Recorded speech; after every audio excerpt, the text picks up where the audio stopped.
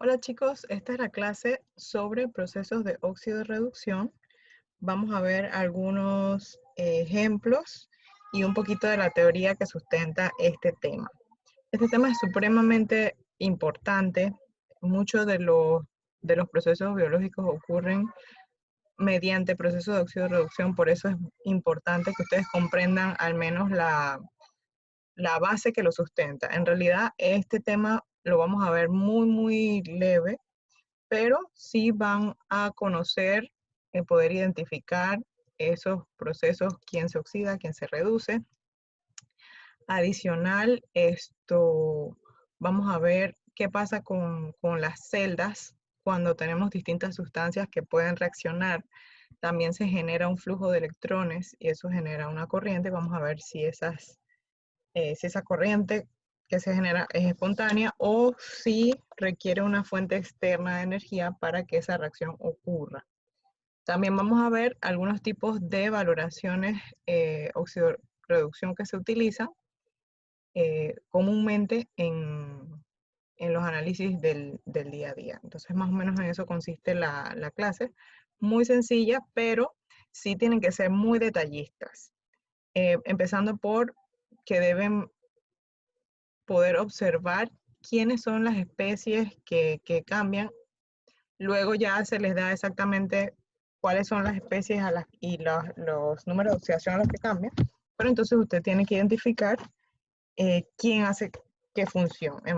Y eso lo vamos a ir viendo a lo largo de la clase. Bien, importante, poder identificar el proceso de oxidación y el proceso de reducción con el cambio. Vamos a activar aquí el puntero. Con el cambio que ocurre de las cargas, ¿sí? Miren, en esta reacción entre el hierro y el cerio, tenemos que el hierro 2 más reacciona con el cerio 4 más para producir hierro 3 más y cerio 3 más. Ambas especies cambiaron sus números de oxidación. Una sufrió la reducción y otra sufrió la oxidación. El proceso redox es un proceso que no puede ocurrir independientemente. Si algo se oxida, algo se reduce. Siempre van de la mano. Entonces, si nosotros escribimos esta reacción y la separamos en semireacciones, o sea, como si fuera la mitad de la reacción, para cada una de las especies, es decir, yo voy a relacionar el hierro con el hierro y el cerio con el cerio. ¿Y cómo se transforman? Yo veo entonces que el hierro cambia de 2 a 3, es decir, va en esta dirección, va de más 2 a más 3. Cuando una especie cambia su número de oxidación y lo que hace es volverse más positivo, lo que tenemos es una oxidación. Sin embargo, el cerio pasa de más 4 a más 3. Es decir, que va de aquí hacia acá. Entonces va disminuyendo su número de oxidación y por lo tanto lo que ha sufrido es una reducción. ¿Por qué se le llama reducción? Porque es ganancia de electrones y los electrones son unidades negativas. Entonces a eso se refiere reducción. Siempre que nosotros tenemos una reacción redox, vamos a tener una especie que se oxida y otra especie que se reduce. Y es importante que ustedes logren identificar ese proceso. Si se les olvida, pueden hacer esta tablita para tener presente, dependiendo del cambio del número de oxidación, si ocurre una oxidación o una reducción. ¿Sí? Bien. Ahora, cuando ya sabemos quién se oxidó y quién se redujo, entonces esas son las semireacciones de oxidación, por eso se le llaman SRO. Y luego semireacciones de reducción, SRR. Cuando ustedes les preguntan cuáles son las semireacciones, es simplemente eso, establecer independientemente la especie que se oxida y la especie que se reduce. Normalmente, nosotros debemos establecer cuántos electrones se intercambian en ese proceso redox. Eso es otra cosa de las cosas más importantes que hay, poder identificar cuántos electrones se intercambian. Entonces, la estrategia en realidad es sumar el electrón donde tenemos la carga más positiva, ¿sí? Entre más 2 y más 3, la carga más positiva es más 3. Y como la diferencia es una unidad, entonces aquí sumamos un electrón y es como si tuviéramos más 3 menos 1 y eso es más 2. Siempre es importante que las semirreacciones estén balanceadas en la carga, es decir, que tengan la carga igual antes y después de la flecha. No tiene que ser 0, pero sí tiene que ser igual. Si es más 2 de un lado, más 2 del otro lado. Y así sucesivamente. Acá en el serio tenemos 4 más y 3 más. Por lo tanto, el electrón lo voy a sumar aquí donde está la carga más positiva. Y como la diferencia es 1, entonces yo voy a sumarle un electrón a la carga más positiva. Entonces es como si tuviera 4 menos 1 es igual a más 3. Y del otro lado tengo más 3. Las semirreacciones están balanceadas. Eso es lo que hay que tener en cuenta para poder, primero, identificar una semirreacción, ya sea de oxidación o de reducción, y luego balancear los electrones que se intercambian. Hasta este punto, solo se han visto electrones independientemente, es decir, todavía no los hemos hecho reaccionar. Vamos a ver ahora un balance de otra reacción, creo que es el que viene, para que ustedes vean cómo relacionar entonces una semirreacción con la otra. Ojo, el que se oxida, la especie que se oxida, provoca la reducción de la otra sustancia y viceversa. Por lo tanto, la semirreacción de oxidación tiene el agente reductor y la semirreacción de reducción tiene el agente oxidante.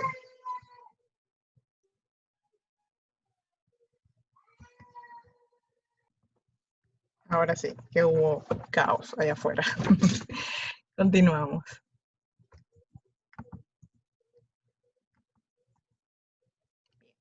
Veamos aquí en este caso. El problema nos pregunta o nos pide balancear esta ecuación. Si nosotros intentamos clasificar esta ecuación, vamos a tener muchos problemas porque no corresponde a ninguna de las estructuras de, por ejemplo, simple desplazamiento, doble desplazamiento, descomposición, porque tiene dos reactivos, pero tiene muchísimos productos. Usualmente esas reacciones son de tipo redox. Lo importante aquí es lograr identificar cuál es la especie que se oxida, cuál es la especie que se reduce, para poder entonces trabajar esas semirreacciones. ¿Ok? Bien. Lo primero que nosotros vamos a hacer es tratar de identificar quiénes son las especies que cambian de número de oxidación. Esos son los que sufren el proceso redox. Ahora, un dato. El oxígeno, a menos que ustedes lo vean como oxígeno libre, así como el cloro que está aquí, que está solito.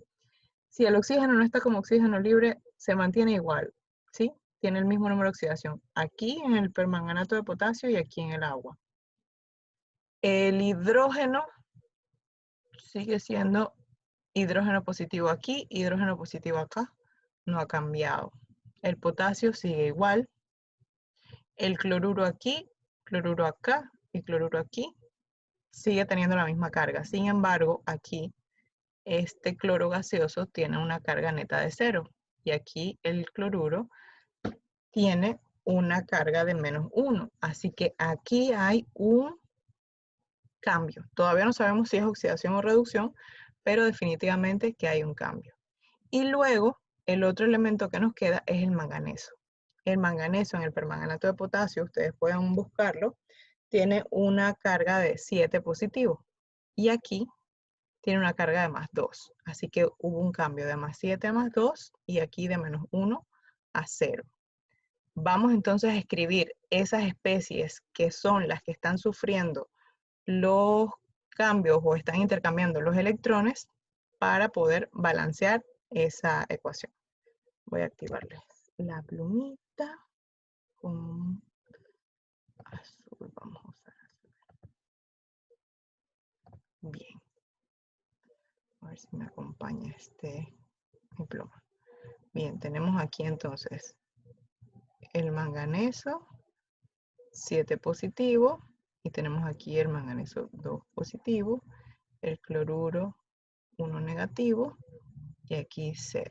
Entonces vamos a escribir las especies que reaccionan unas separadas de la otra. Vamos a tener manganeso 7 más, que se transforma a manganeso 2 más. Ustedes me perdonan la letra. No tengo la letra tan fea, pero bueno, la virtualidad no me permite demostrárselo.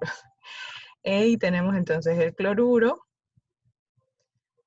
Y luego tenemos el cloro gaseoso. Aquí en esta situación tenemos que tener en cuenta que hay que balancear la carga, pero también la masa tiene que estar balanceada. Es decir, yo tengo aquí un átomo de manganeso y un átomo de manganeso. Pero aquí en el cloro yo tengo el cloro gaseoso, que es diatómico, y tengo un solo cloruro. Así que antes de balancear carga en la semireacción del cloro, yo tengo que balancear la masa. Y voy a colocar un 2 aquí adelante. ¿Sí? Así tengo 2 átomos de cloro a ambos lados. Y ahora entonces vamos a usar la estrategia que ya conocemos. Del lado más positivo vamos a sumar los electrones. En este caso, para el manganeso, el lado más positivo es donde está 7 más. ¿Qué número sumado a 7 me da 2 menos 5?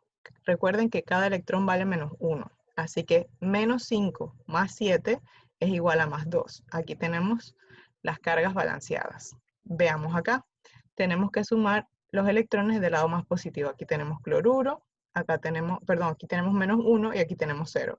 0 es más positivo que menos 1, por lo tanto el electrón lo vamos a sumar de este lado. Y tenemos aquí 2 por menos 1, menos 2. ¿Qué número sumado a 0? ¿Qué número negativo sumado a 0 nos da menos 2? Más 2 electrones entonces. Bien, aquí están balanceadas cada semirreacción independiente. Esta se movió de más 7 a más 2, es decir, en esta dirección, así. Estaba en más 7 y terminó en más 2. Por lo tanto, ocurrió una, vamos, aquí en más 7, una reducción. Y el cloruro estaba de menos 1 a 0. Se hizo más positivo, por lo tanto, sufrió una oxidación. Entonces, esta es nuestra semi-reacción de reducción y esta es nuestra semi-reacción de oxidación. Ahora, ¿cómo balanceamos nosotros esto? Cuando ocurre una reacción redox hay un intercambio de electrones y lo que debe ser siempre igual es la cantidad de electrones que se intercambian. Por lo tanto, lo que hacemos en este caso es multiplicar la ecuación de abajo por 5 y la ecuación de arriba por 2 para igualar estos electrones de aquí con estos electrones de acá. ¿Sí? Entonces, arriba por 2 y abajo por 5. Veamos lo que nos da. 2 por 5 tenemos 10 electrones, más 2 por 1, 2 manganeso, 7 más. 5 por 2, 10 cloruros, ¿sí? Y luego vamos al otro lado de la flecha. 2 por 1, 2 manganeso, 2 más 5 por 1 cloro, tengo 5 cloros, y 5 por 2, 10 electrones. Como tenemos igual cantidad de electrones a ambos lados de la flecha, los podemos simplificar, ¿sí? Con eso ya sabemos que el intercambio, ya sabemos cuánto fue el intercambio de electrones y que eso está balanceado. Y lo que nos queda ahora es verificar que las cargas a ambos lados de la flecha es la misma. Veamos aquí, tenemos 2 por 7 más 14 y 10 por menos 1 menos 10. Esta diferencia es igual a 4 positivo. Veamos que tenemos del otro lado de la flecha. 2 por 2, 4 positivo, y 5 por 0 es 0. Están balanceadas las cargas. Aquí llegamos prácticamente al final de este problema de balance de ecuación. Lo único que queda es introducir esos números en la ecuación inicial y terminar de balancear las demás especies que hagan falta. Entonces escribiríamos, donde está el manganeso 7 más, le vamos a poner un coeficiente de 2. ¿Ok? Bien, veamos entonces. 2 KMnO4. Donde está el cloruro, vamos a ponerle 10, por lo tanto el ácido clorhídrico lleva 10 ácido clorhídrico para producir, luego 2 donde está el manganeso 2 más, y 5 donde está el cloro. Nos quedan guindando entonces moléculas de agua y de cloruro de potasio. Bien, terminamos entonces el balance. A lo mejor hay que hacer algunos ajustes. Usualmente no se cambian los números que ya hemos establecido, pero a veces es necesario.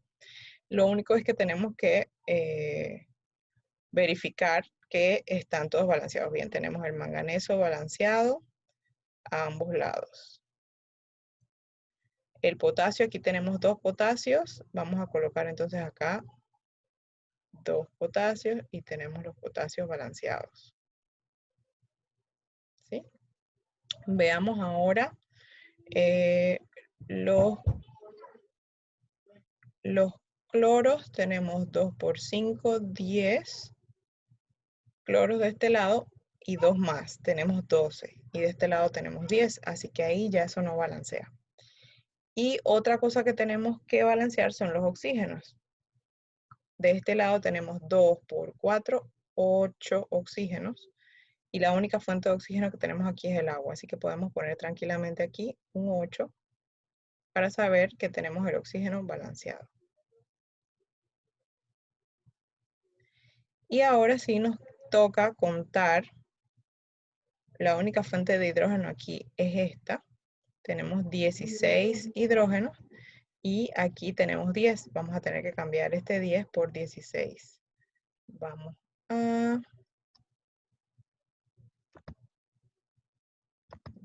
al borrador. Vamos a borrar esto aquí. Y vamos a escribir 16. Entonces tenemos 2 por 8 en el agua, 16 hidrógenos. Y tenemos aquí también 16 hidrógenos. Por lo tanto, nos queda el único para balancear es el cloro. Tenemos 16 cloros de este lado y vamos a ver cuántos tenemos acá.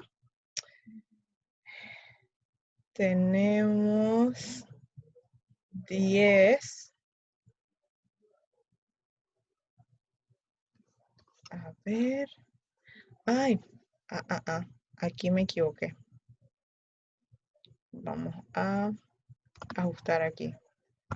Escribí esto y no lo escribí como un... lo escribí como un ion y no lo escribí como un compuesto. Si ustedes se habían dado cuenta antes, muy bien por ustedes. Ahí está. Ahora sí. No me iba a salir la cuenta. Ya me estaba dando el susto.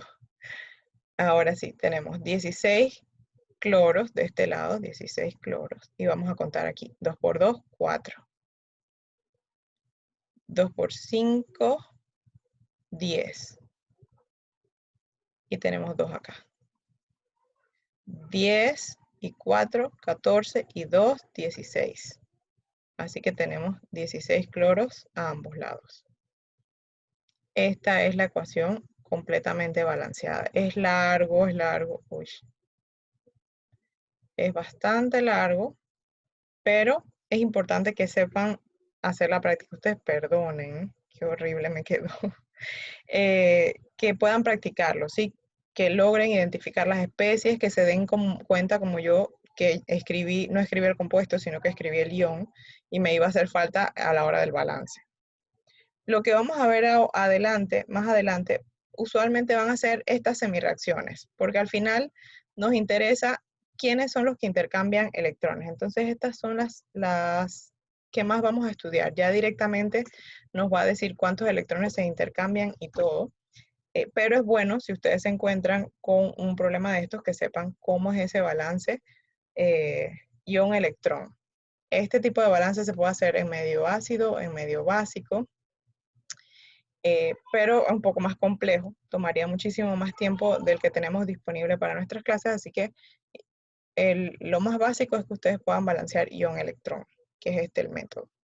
¿Ok? Bien, vamos a continuar. La siguiente.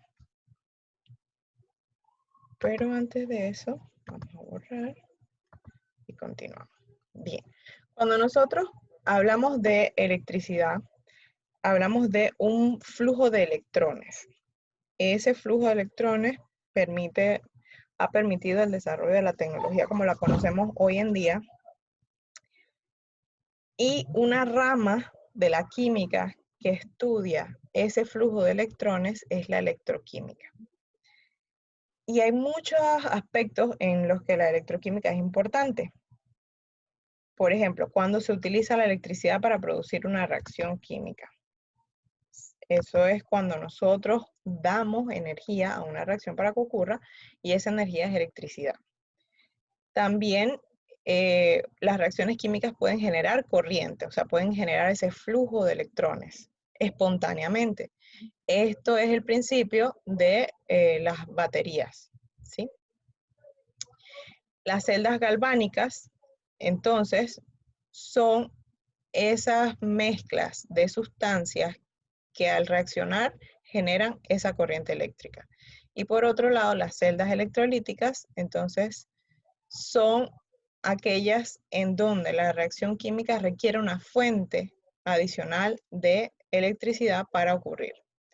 Ambos casos tienen sus utilidades. Sin embargo, lo más estudiado en electroquímica es la celda galvánica. ¿Por qué? Porque siempre se estudia el desarrollo de baterías. Obviamente, antes, no sé si ustedes lo recuerdan, pero los primeros celulares no tenían la misma tecnología de batería que los de ahora.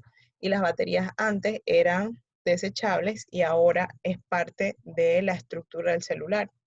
Y hablamos ahora de baterías de litio, dilitio, que han ido evolucionando porque se han encontrado que tienen esa capacidad de almacenar y de producir energía.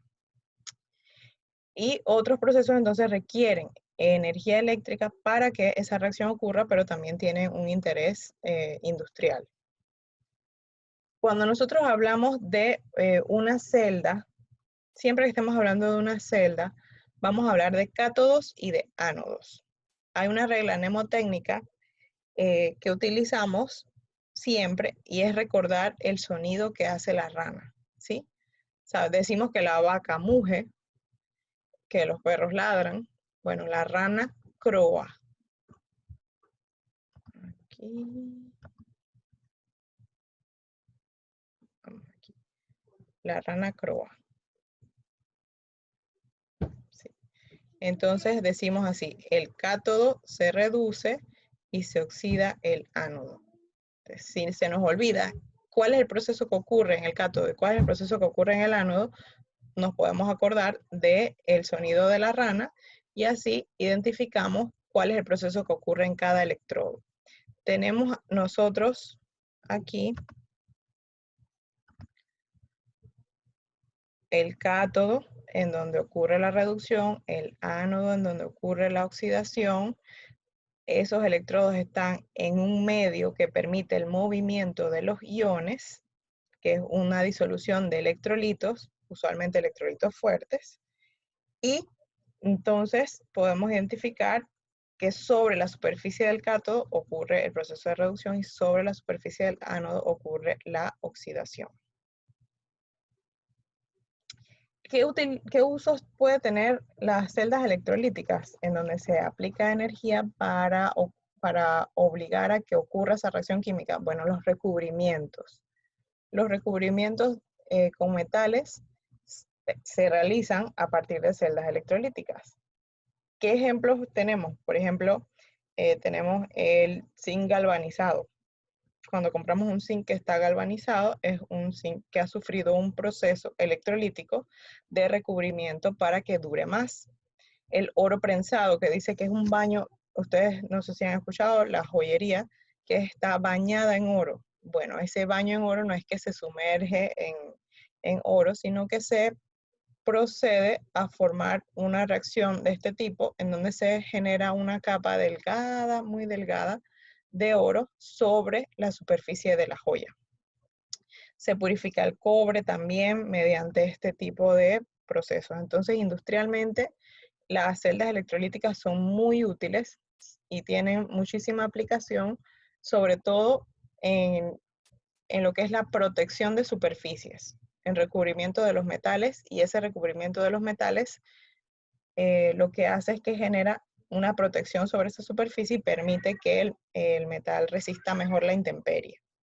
Entonces, eso es de los principales usos de las celdas electrolíticas.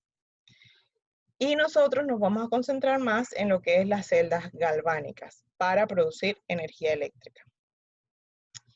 En este tipo de celda, la reacción es espontánea. En la celda electrolítica no es espontánea, y como no es espontánea, necesita una fuente adicional de energía. Pero en la celda galvánica ocurre esa reacción espontáneamente y el movimiento de electrones también es espontáneo, por lo tanto se genera corriente. Recuerden que la corriente eléctrica es movimiento de electrones y eso es lo que nosotros vamos a estudiar acá. Usualmente, para poder tener una fuente de electricidad, requerimos que esa reacción sea espontánea, para que genere naturalmente esos electrones que dan la energía para lo que nosotros necesitamos. Cada vez que usted esté cambiando las baterías del control de la tele, esas baterías dentro está ocurriendo una reacción química espontánea en una celda de tipo galvánica. Esos electrones fluyen a través de un alambre desde el ánodo hacia el cátodo, esta es la dirección, dentro de una celda. Esa celda está compuesta por electrodos que no deben tocarse. No se tocan, pero los iones fluyen para que se genere la corriente. Si usted permite que el cátodo, el electrodo que es el cátodo, toque al electrodo que es el ánodo, cierra el circuito y no hay movimiento de electrones. Entonces, los electrodos están separados físicamente, pero hay un medio que permite el movimiento de los iones y eso es lo que genera el movimiento de los electrones, ¿no? Y ese medio, entonces, como les digo, permite la movilidad de los iones. Usualmente es una barra porosa o un puente salino. Aquí tenemos un ejemplo de una membrana porosa que separa una celda. La celda es todo este sistema, en donde nosotros tenemos un cátodo de cobre, un ánodo de zinc, ambos sumergidos en cada uno en una disolución. El zinc en una disolución de sulfato de zinc, el cobre en una de sulfato de cobre. Y esa membrana porosa permite pasar los iones de manera que el circuito se cierre, sin que los electrodos se toquen físicamente. Ese es el secreto. Y eso permite entonces la generación de electrones y la electricidad que podemos aprovechar. Acá entonces vemos un puente salino. El puente salino usualmente está relleno de agar y es exactamente la misma celda que vimos anteriormente, pero ahora sí ven que está completamente separada y lo único que lo une es este puente salino que permite ese balance de los iones en la disolución.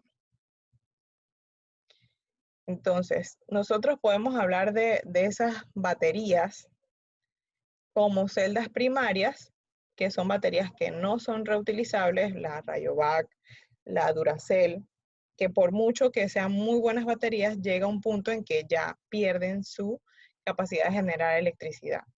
Y podemos hablar de celdas secundarias, que son recargables, como el acumulador de plomo. La batería del carro es recargable, hasta cierto punto también.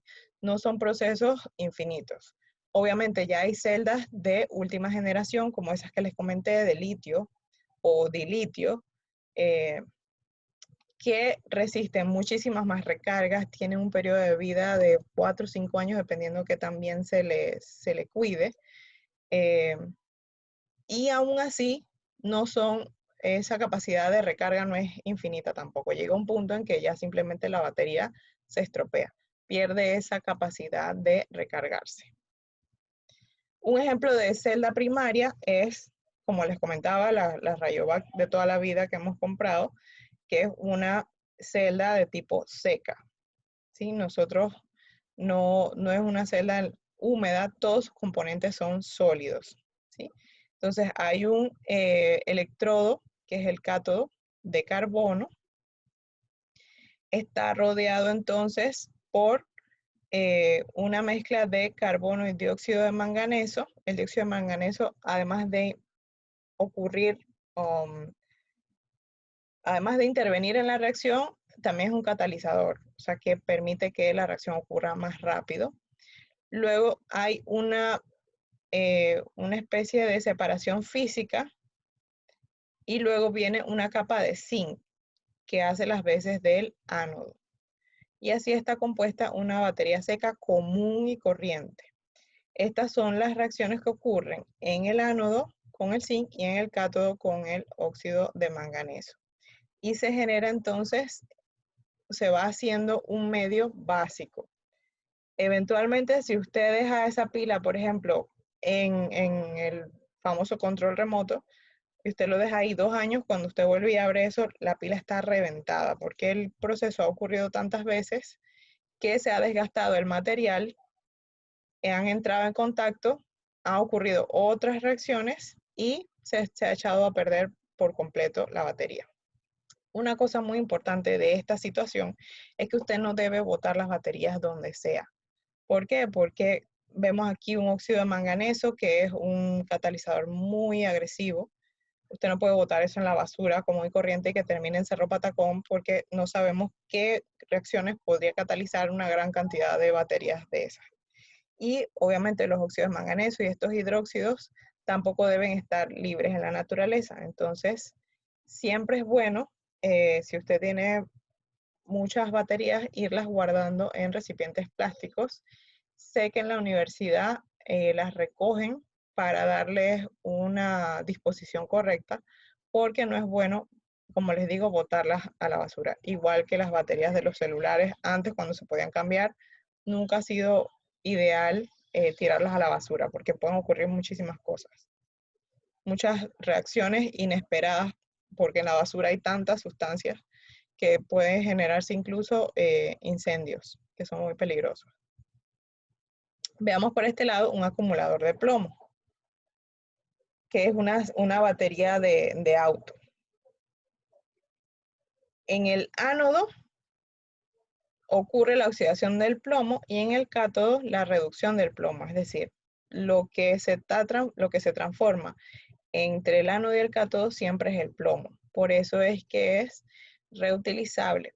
Esa reacción requiere un medio ácido y el ácido de batería es ácido sulfúrico. Muy fuerte ese ácido, hay que tener muchísimo cuidado si usted tiene que manejar una batería porque puede sufrir quemaduras muy fuertes. Y digamos, el secreto de este sistema es que son muchas placas en donde ocurren muchas veces estas reacciones entre el ánodo y el cátodo. Eso le permite ser reutilizable y alcanzar también mayor corriente. Bien, veamos ahora un poquito más lo que nos interesa, del tema, y es que nosotros vamos a estudiar esos potenciales, es decir, esa capacidad que tienen las sustancias de reducirse o de oxidarse. Esa capacidad de las sustancias se ha determinado arbitrariamente haciéndole medidas o realizando medidas contra un electrodo de hidrógeno, ¿sí?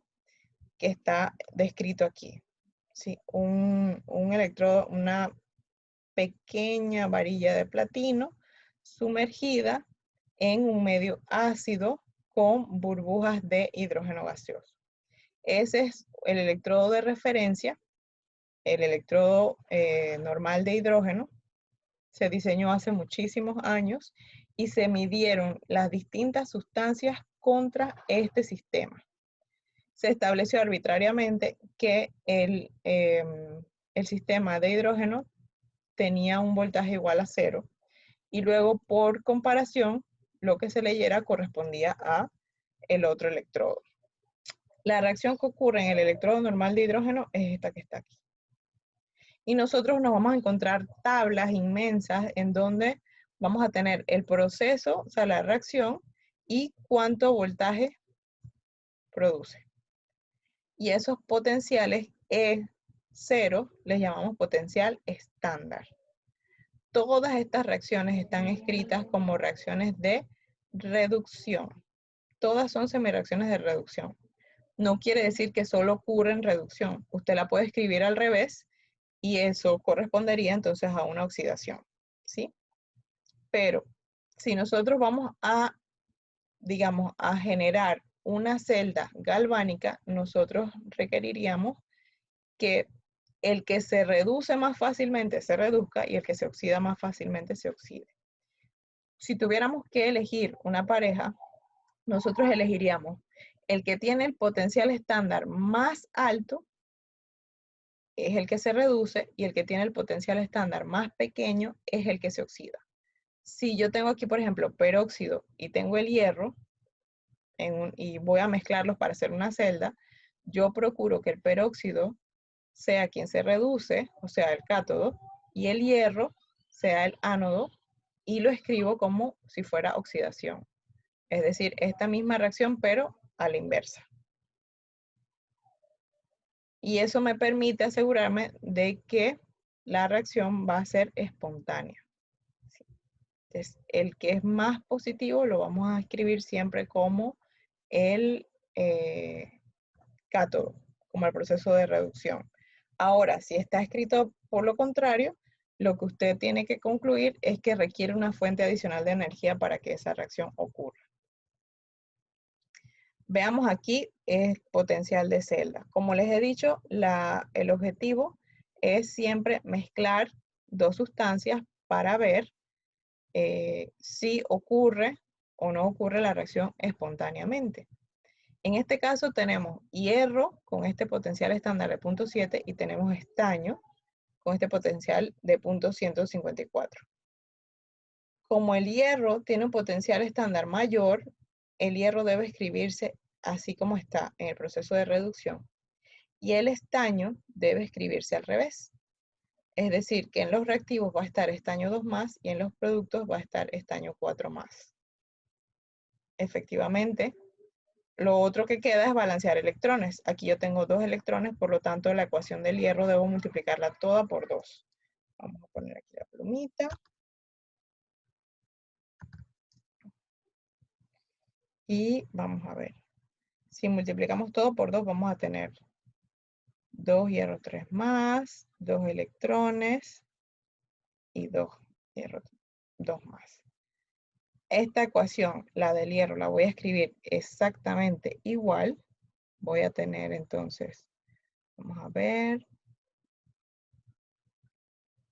2 hierro 3+, más 2 electrones. Voy a escribir al revés la del estaño, por lo tanto, en los reactivos voy a poner estaño 2+. Y voy a tener entonces 2 hierro 2+, más estaño 4+, más 2 electrones. Como vimos en el balance de la ecuación, igual cantidad de electrones a ambos lados de la flecha se van. Y de esta manera, entonces yo tengo mi ecuación balanceada. Sabiendo que el cátodo, es decir, el que se reduce, va a ser el hierro porque tiene el potencial mayor, y el estaño entonces va a ser el ánodo en donde ocurre la oxidación porque tiene el potencial menor. Si yo acomodo las celdas de esa manera, voy a tener una reacción espontánea. No quiere decir que no puedo hacerlo al revés. Usted lo puede hacer al revés, pero la reacción no va a ocurrir a menos que usted le dé energía. Y como estamos hablando de celdas galvánicas y lo que queremos es que la reacción sea espontánea, vamos a organizarlo siempre de manera que la reacción termine siendo espontánea. Es decir, el más positivo como cátodo y el menos positivo como ánodo. Bien. siguiendo con este mismo ejemplo de hierro y estaño, nosotros podemos escribir esa celda. Recuerden, imagínense esta celda como la imagen que vimos de los dos vasos químicos con el electrodo sumergido y todos estos cables conectados. Bueno, nosotros podemos simbolizar eso sin tener que hacer todo ese dibujo y lo hacemos de esta manera. Escribimos primero el ánodo, luego la solución en la que se encuentran, o sea, qué concentración tiene esa solución, y luego el cátodo. Normalmente cuando nos encontramos estos cambios de oxidación, ambos están con cargas. No tenemos aquí no tenemos el metal con carga cero, por lo tanto el electrodo es un electrodo inerte. Usualmente es el platino. Cuando todos tienen cargas, el electrodo debe ser un electrodo inerte que simplemente permita el paso de los electrones sin oxidarse ni reducirse, para que lo único que ocurra, el proceso ocurre directamente en la disolución. Entonces tenemos el ánodo, que ya habíamos dicho que es donde ocurre la oxidación, va a ser el estaño, ¿sí? Tenemos entonces una mezcla de estaño, y esta doble línea nos dice que esta es la otra semicelda, en donde vamos a tener hierro, que va a ser el cátodo. Cuando usted vea esta descripción, usted entonces inmediatamente mira a la derecha, sabe que el cátodo es hierro, mira a la izquierda, sabe que el ánodo es estaño. Y para poder saber cuánto es ese potencial de esas celdas, nosotros vamos a restar siempre cátodo de ánodo, sin cambiar el signo, simplemente restar esos valores estándar que nos dio, que nos da la tabla. Todos estos valores son de tabla. Entonces, cátodo menos ánodo equivale a hierro menos estaño. Potencial de hierro menos potencial de estaño, 0.771 menos 0.154, eso nos da 0.617 voltios. Si esta diferencia de potencial nos da un valor por arriba de cero, es decir, un valor positivo, la reacción es espontánea. Y, como se ha escrito, ocurre generando una corriente. Recuerden que es lo que vamos a querer la mayor parte del tiempo, que se genere una corriente. Por lo tanto, debemos cuidar escribir las semiceldas de manera correcta, de forma que, vuelvo y repito, el más positivo sufre el proceso de reducción y el menos positivo sufre el proceso de oxidación. Veamos aquí. Dice, determine la reacción, escriba la celda y calcule el potencial de celda del siguiente par redox. Tenemos hierro y yodo. Una cosa importante aquí, vamos a mirar quién tiene el mayor potencial para ir definiendo quién va a ser el cátodo. El hierro sigue siendo el cátodo porque tiene potencial estándar mayor. 0.7 es mayor que 0.5. Eso debemos tenerlo en cuenta.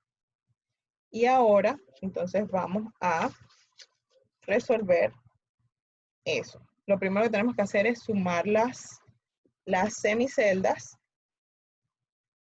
de manera que podamos obtener entonces el valor de potencial. Vamos a poner aquí la plumita. Muy bien. Ok. Bien. Tenemos entonces 2 electrones en el intercambio del yodo y un solo electrón para el hierro. Por lo tanto, debemos igualar electrones. Aquí vamos a multiplicar por 2 y aquí vamos a multiplicar obviamente por 1. No lo colocamos porque es 1. Y vamos a reescribir, vamos a poner aquí que toda la ecuación está multiplicada por 2. Solo la ecuación. Este potencial no se multiplica por 2. Bien. Entonces tenemos 2 hierro, 3 más 2 electrones. Y sumamos los reactivos del lado, bueno, los reactivos de la segunda semireacción, más el ion trillo-duro, más 2 electrones, y la flecha. Aquí tiene un igual. El igual, en realidad esta flecha quiere decir que son iguales, y son iguales porque está el principio de conservación de la masa. Por eso es correcto utilizar igual, pero nosotros utilizamos flecha. Entonces tenemos 2 hierro, 2 más,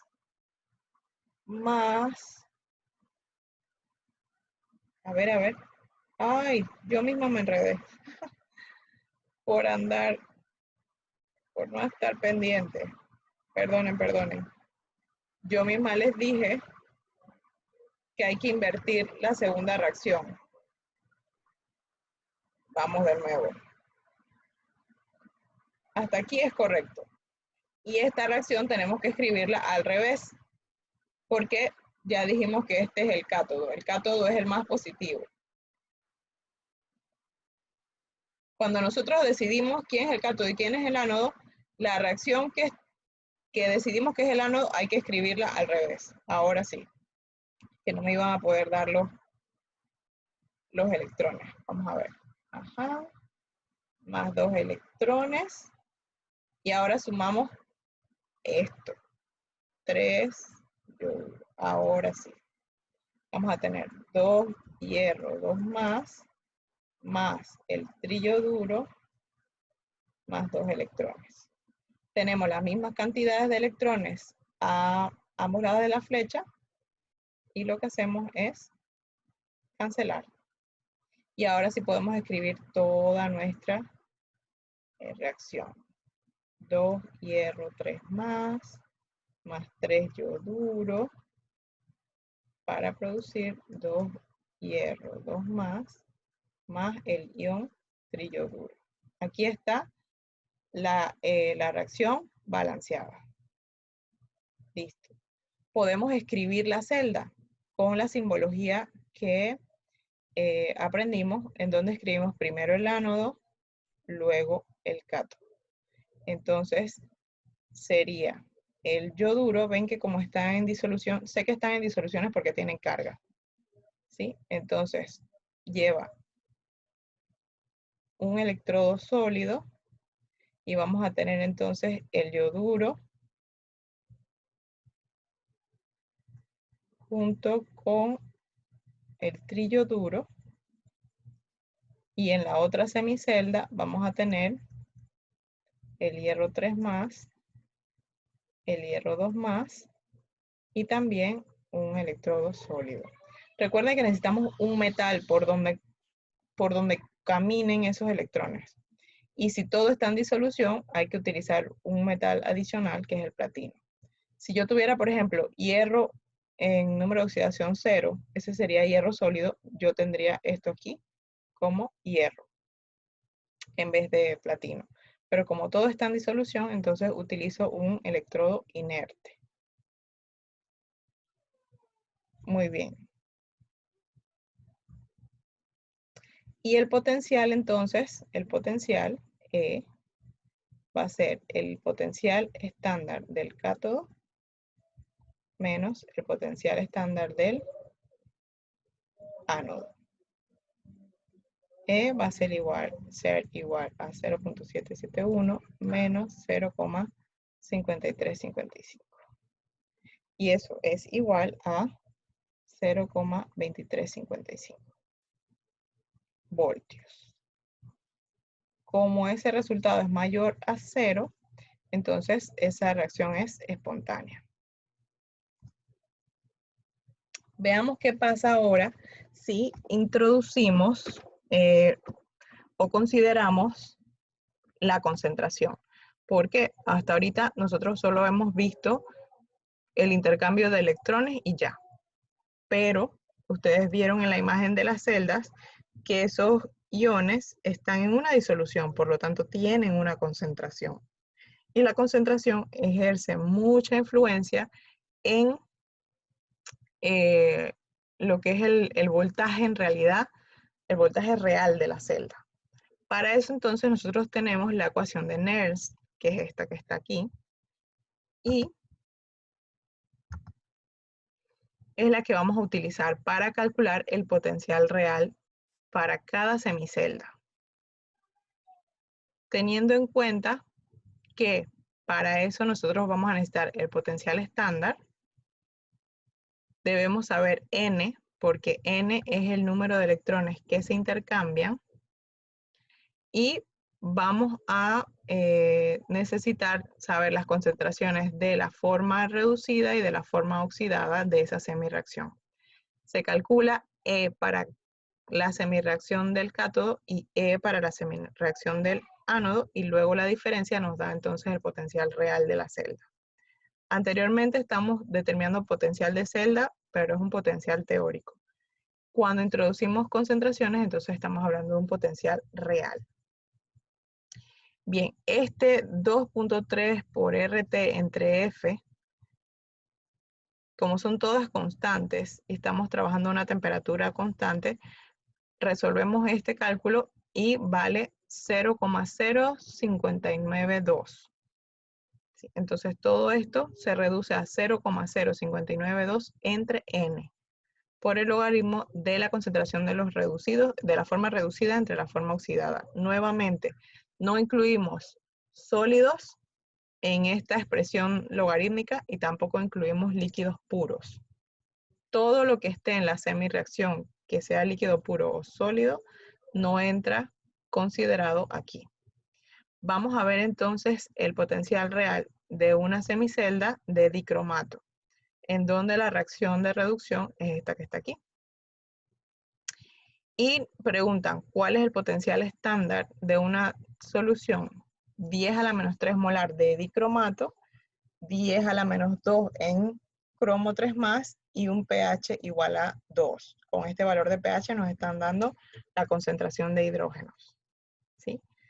No necesitamos agua porque no lo vamos a incluir porque es un líquido puro. Y sabemos que N es igual a 6, que está señalado aquí. Estas semirreacciones, vuelvo y repito, están bien descritas en tablas. Hay tablas y tablas de semirreacciones y todas están escritas como reducción. Así mismo como están, entonces vamos a utilizarlo para calcular con la ecuación de Nernst el potencial real de la semicelda. Bien, aquí está. Vamos a resolver el problemita. Ustedes intenten resolverlo conmigo. Tenemos esto. Dicromato.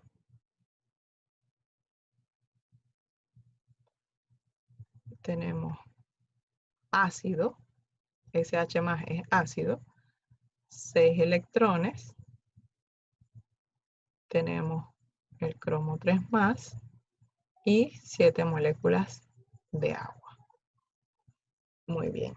La fórmula entonces es el potencial real igual al potencial estándar menos 0,0592 entre N por el logaritmo de base 10 de los reducidos, que sería en todo caso los productos, y los oxidados son los reactivos. Bien, en los productos solo nos interesa el cromo 3 más. Agua no se incluye porque es líquido puro. Y en los reactivos tenemos hidrógeno y dicromato. Ambos deben ser considerados. Entonces tenemos dicromato a la 1 y tenemos hidrógeno elevado a la 14. Vamos a reemplazar los datos que nos dio el problema y vamos a hacer entonces el cálculo matemático. 0,0592 entre el número de electrones que se intercambian, 6, por el logaritmo de la concentración de cromo. Cromo es 1 por 10 a la menos 2 al cuadrado. Y el dicromato está por 10 a la menos 3. 1 por 10 a la menos 3. Y tenemos que pH es igual a 2. Por lo tanto, la concentración de hidrógeno va a ser 10 a la menos pH. Hidrógeno es igual a 10 a la menos 2. Y eso, si ustedes lo sacan con su calculadora, les va a dar esto que está aquí. Y eso es lo que vamos a introducir como concentración de hidrógeno. 1 por 10 a la menos 2 elevado a la 14. Ustedes tienen en su calculadora un botón que dice X a la Y. Entonces ustedes van a escribir en su calculadora 1 por 10 a la menos 2 y oprimen el botón X a la Y y luego 14. Y eso es exactamente esto que está aquí. Este X a la Y eleva el número que usted tiene escrito anterior a la potencia que usted desea. Y luego entonces usted vamos de tabla, sabemos que el dicromato, pueden revisarlo en la tabla anterior, es 1,33 voltios menos 0,0099, esta división que está aquí, por el logaritmo de 1 por 10 a la 27. Eso entonces le da 1,33 menos 0,2673 y el potencial real de la semicelda de dicromato con esas concentraciones es igual a 1,0627.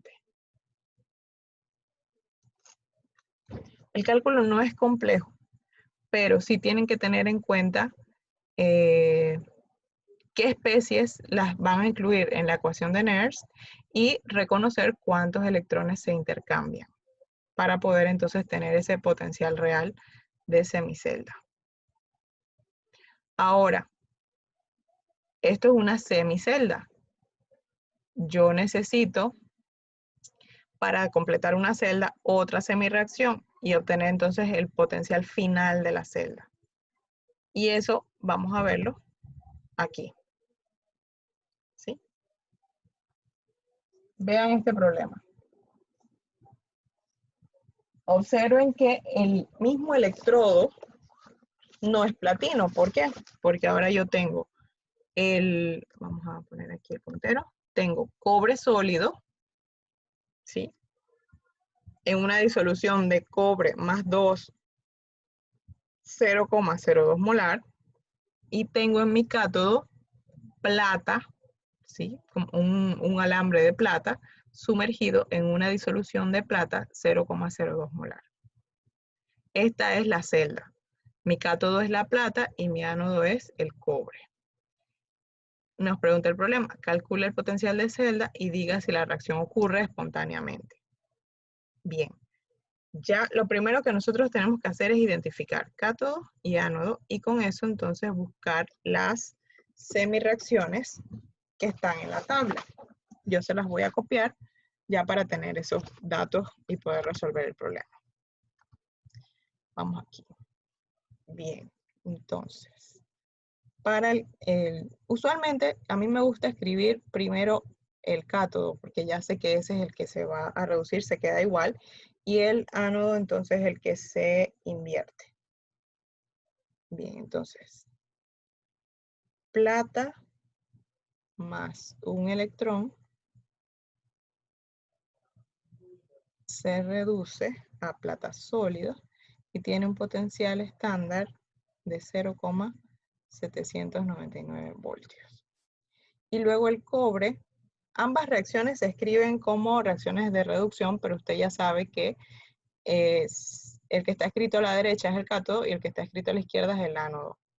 Por lo tanto, cuando usted vaya a hacer la resta, siempre va a restar derecha menos izquierda. Entonces tenemos cobre 2 más 2 electrones, para obtener entonces el cobre sólido con un potencial de 0,337 voltios. Bien, veamos entonces el potencial de electrodo para la plata y el potencial de electrodo para el cobre. Bien, vamos a hacer de este lado la plata. Vamos a ver el cátodo. Del cátodo. Entonces, tenemos la ecuación de Nernst, que va a ser E igual a E estándar menos 0,0592 entre N por el logaritmo de los reducidos. Plata aquí es un sólido, por lo tanto, no se incluye 1. Y tenemos entonces la concentración del ion plata. Eso es lo que nos interesa. El potencial va a ser el estándar 0,799 voltios menos 0,0592.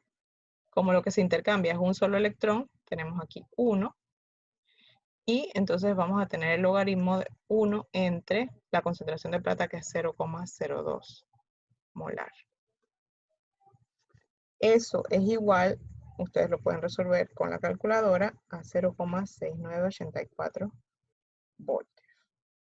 Y por otro lado, tenemos acá el potencial del electrodo que hace las veces del ánodo, que en este caso es el cobre, de acuerdo con la forma en la que se escribió la celda.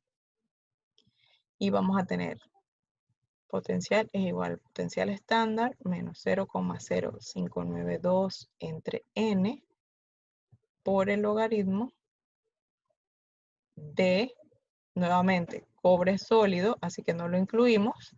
Y nos interesa, solo vamos a incluir la concentración del cobre 2 más, porque está en disolución acuosa.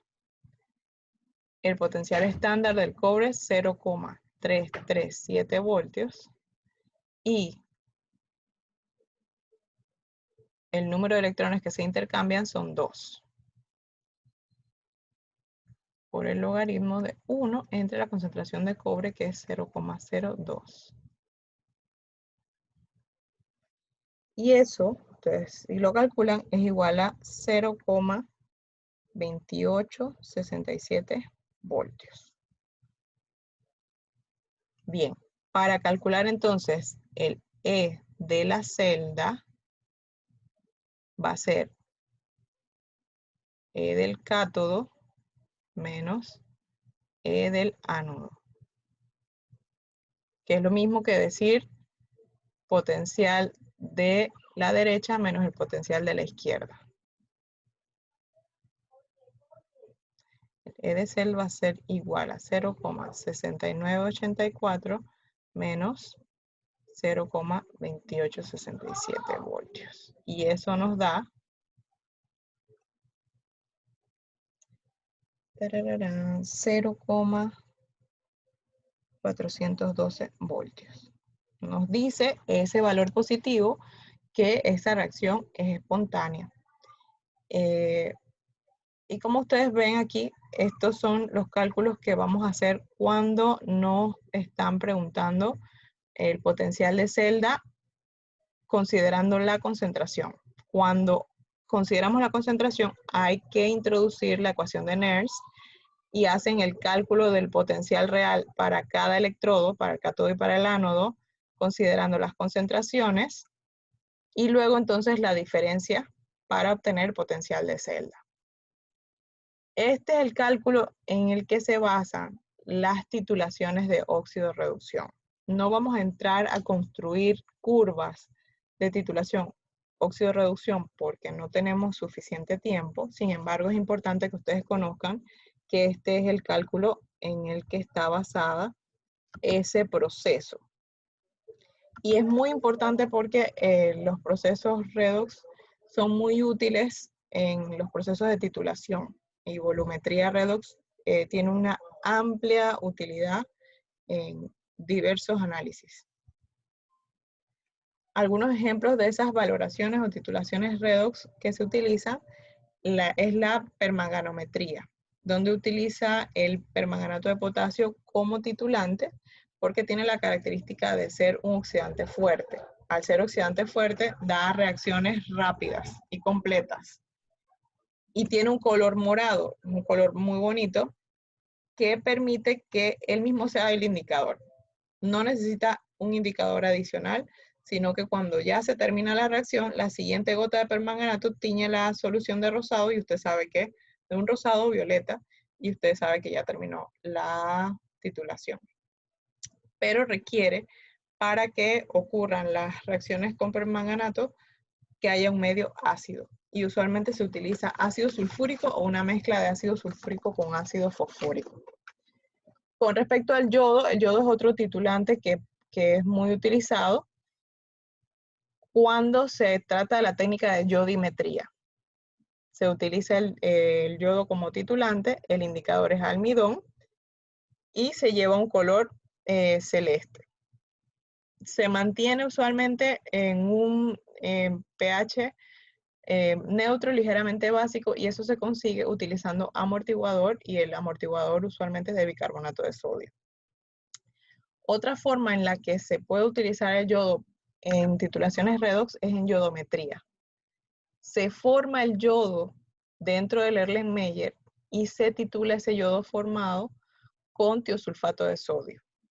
Igual se utiliza el indicador de almidón, pero el tono es diferente. Es decir, aquí en yodimetría es hasta el primer celeste, pero en yodometría, es decir, cuando estamos titulando al yodo, el color va de un amarillo pálido a un azul y luego hasta un celeste pálido. Y requiere un medio ligeramente ácido, o sea, un pH menor a 7. Otra titulación muy poderosa, redox, es la dicromatometría y utiliza como agente titulante el dicromato de potasio. De hecho, el dicromato de potasio puedo decirles que es prácticamente el único agente titulante que además es patrón primario. Él no requiere valorarse. Usted pesa el dicromato de potasio, lo prepara en el volumen de 1 litro y usted está seguro de que esa es la concentración que usted preparó. Sin embargo, es cancerígeno, es muy tóxico y su uso ha ido disminuyendo con el tiempo por esa característica de toxicidad que tiene. Sin embargo, tiene también esa cualidad de patrón primario, entonces facilita muchísimo lo que son los cálculos y el proceso de valoración es más rápido porque no hay que utilizar un patrón primario para determinar la concentración real. Otra cosa importante, requiere pretratamiento de la muestra. Usualmente se utiliza para determinar hierro, pero solo el hierro en su forma 2+. Entonces hay que tratar la muestra para asegurarse de que el hierro está todo en forma 2+ para que pueda reaccionar con el dicromato. Y requiere también un medio ácido y usualmente el ácido sulfúrico. El ácido clorhídrico se utiliza muy poco en titulaciones redox. Suele utilizarse más el ácido sulfúrico porque es más estable.